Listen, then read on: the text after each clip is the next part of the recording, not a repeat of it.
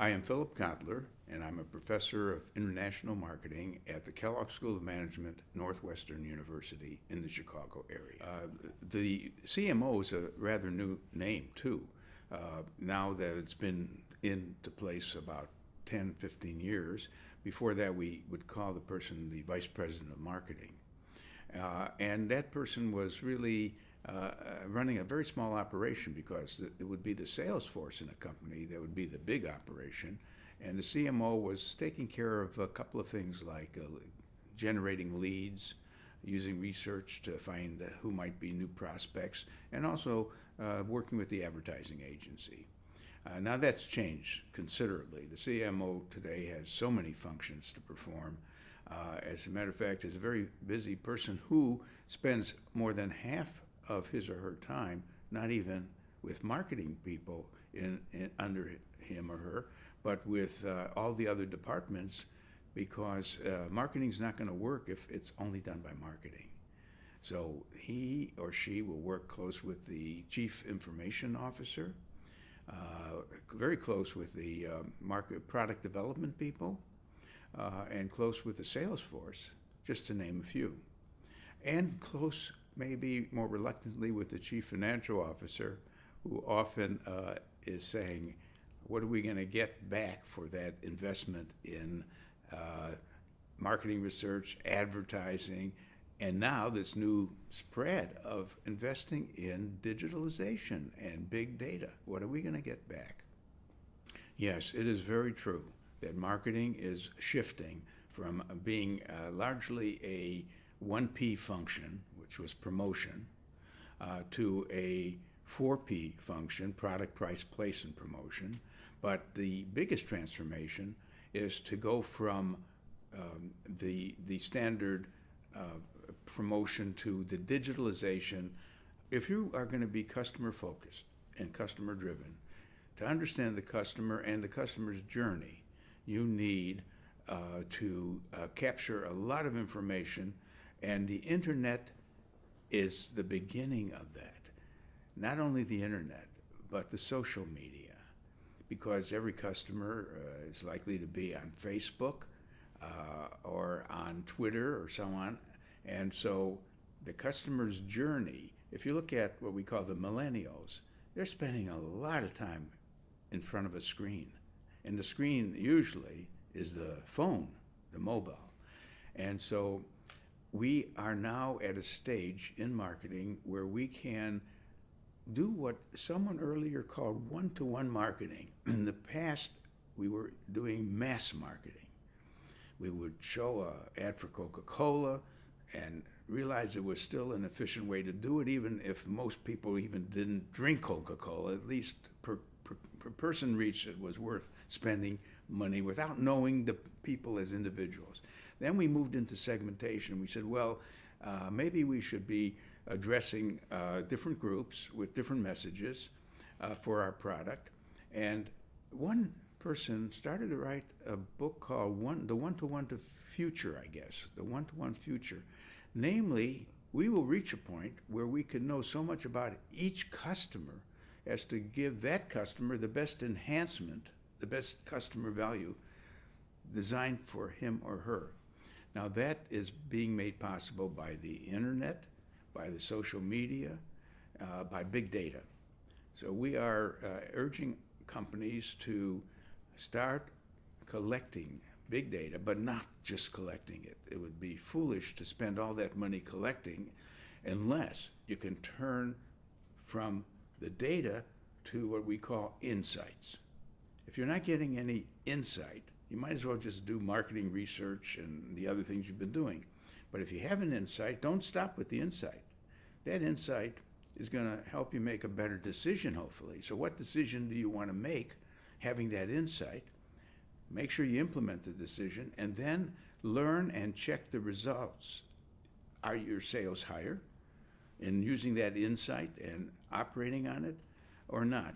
So we're in a world now where we understand individual customers better and can tailor make our offers. There's a thing called omni-channels.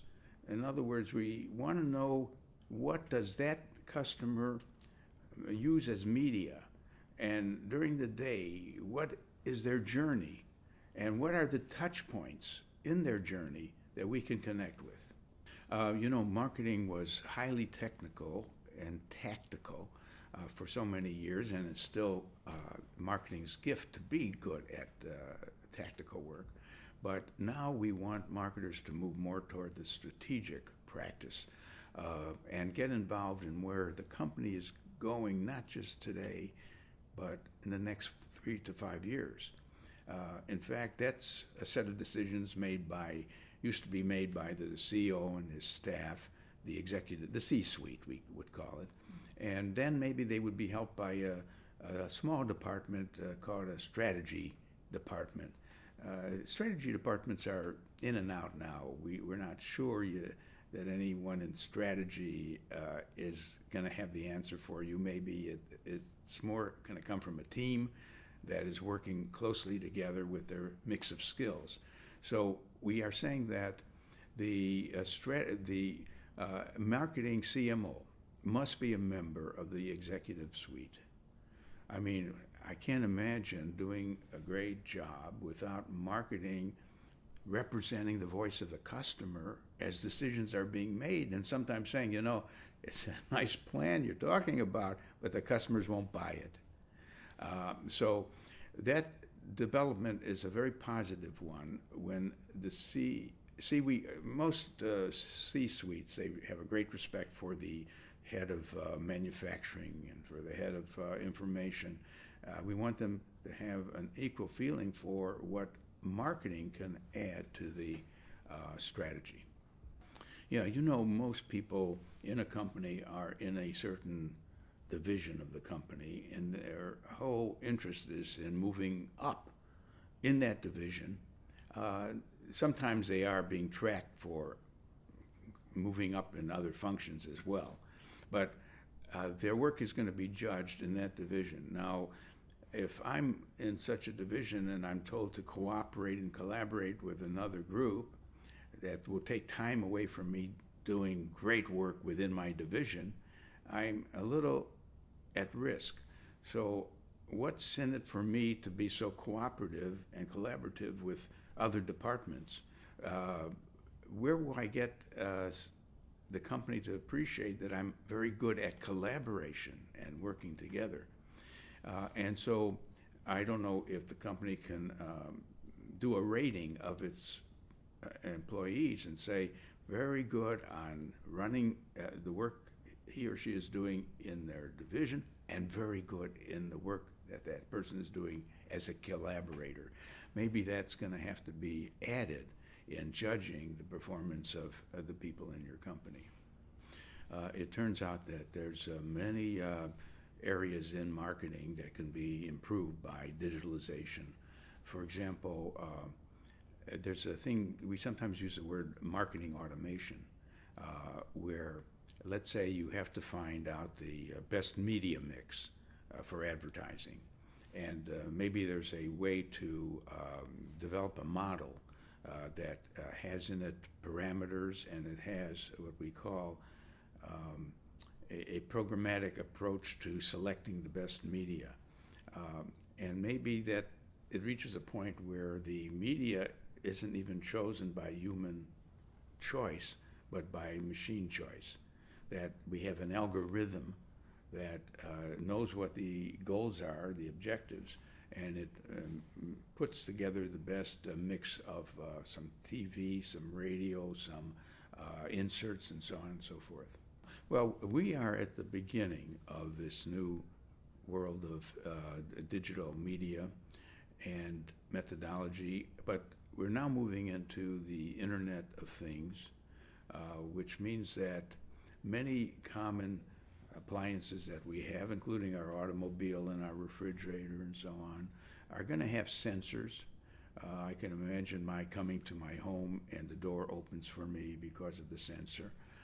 My refrigerator is sensing the fact that I'm out of milk. So when we put into a lot of products aptitudes to make decisions for us on things that are missing, things that are needed, The world becomes in some ways simplified for us, and in some ways maybe made more complex for us. But generally speaking, we are just at the cusp, I think, of great changes that will occur. Now, that raises questions about how much decision-making will move to machines rather than to people.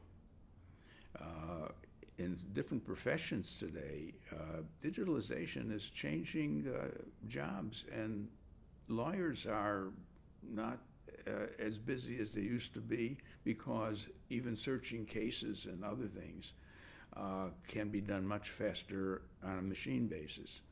So, and medicine and some other professions are going to find that not only are some skills being replaced by machines, but it's happening in all kinds of professions.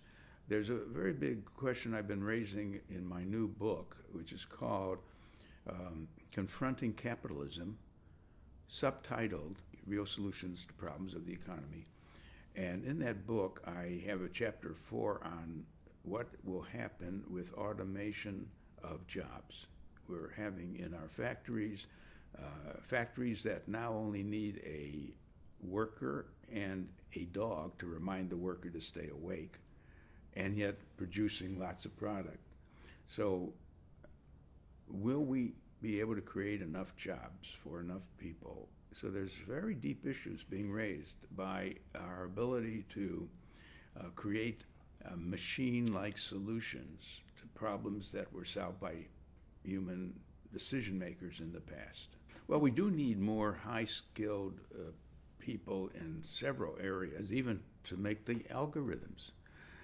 There will be some new industries, but at the same time, we all have to create an economy that keeps people happy at work, something we haven't succeeded with even when there have been jobs not replaced by machines. There's unfortunately a lot of people who live lives of quiet desperation in their offices. They're not satisfied doing what they're doing, and they'll make more work than is necessary because you want to be busy doing something or be seen being busy doing something. So there's a lot of issues about the future society and how many jobs it will produce and what other things will give pleasure to living and what other lifestyles. And we maybe see the outlines emerging in what we call the retirement community. Those people who have retired, obviously, they're either going to have a bad retirement where they're just not with that much to do and lost,